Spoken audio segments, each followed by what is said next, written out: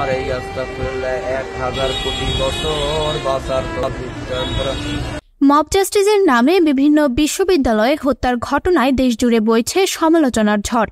ছাত্র জনতার গণ অভ্যুত্থানকে ব্যর্থ করে দিতে পরিকল্পিতভাবেই এই ঘটনাগুলো ঘটানো হচ্ছে বলেও মনে করা হচ্ছে। এমন অমানবিক ঘটনা নিয়ে নিজের অবস্থান জানালেন জনপ্রিয় ইসলামিক বক্তা শেখ আহমদুল্লাহ। ঢাকা বিশ্ববিদ্যালয়ের ফজলুল হক মুসলিম হলে চোর সন্দেহে এক ব্যক্তিকে পিটিয়ে হত্যার ঘটনায় প্রতিক্রিয়া জানিয়েছেন ইসলামী আলোচক শেখ আহমদুল্লাহ।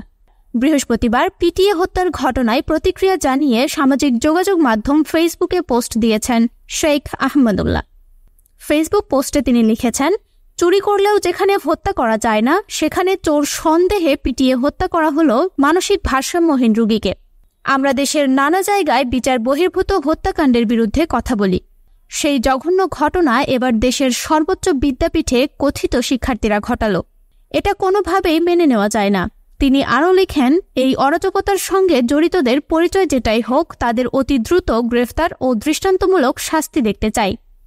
নিহত তোফাজ্জলের বাড়ি বরগুনার পাথরঘাটা উপজেলার কাঁঠালতলী ইউনিয়নে। নিহত তোফাজ্জল মানসিক ভারসাম্যহীনতায় ভুগছিলেন বলেও প্রাথমিকভাবে জানা গিয়েছে। এই ঘটনায় বিশ্ববিদ্যালয় প্রশাসন মামলা দায়ের করেছে। প্রশাসনের পক্ষে স্টেট অফিসের সুপারভাইজার মোহাম্মদ আমানুল্লাহ শাহবাগ থানায় এজাহার দায়ের করেছেন। এজাহারটি মামলা হিসেবে রেকর্ড করা হয়েছে বলে নিশ্চিত করেছে শাহবাগ থানার ভারপ্রাপ্ত কর্মকর্তা AKM শাহাবুদ্দিন শাহিন। ঘটনায় 6 জনকে আটক করা হয়েছে।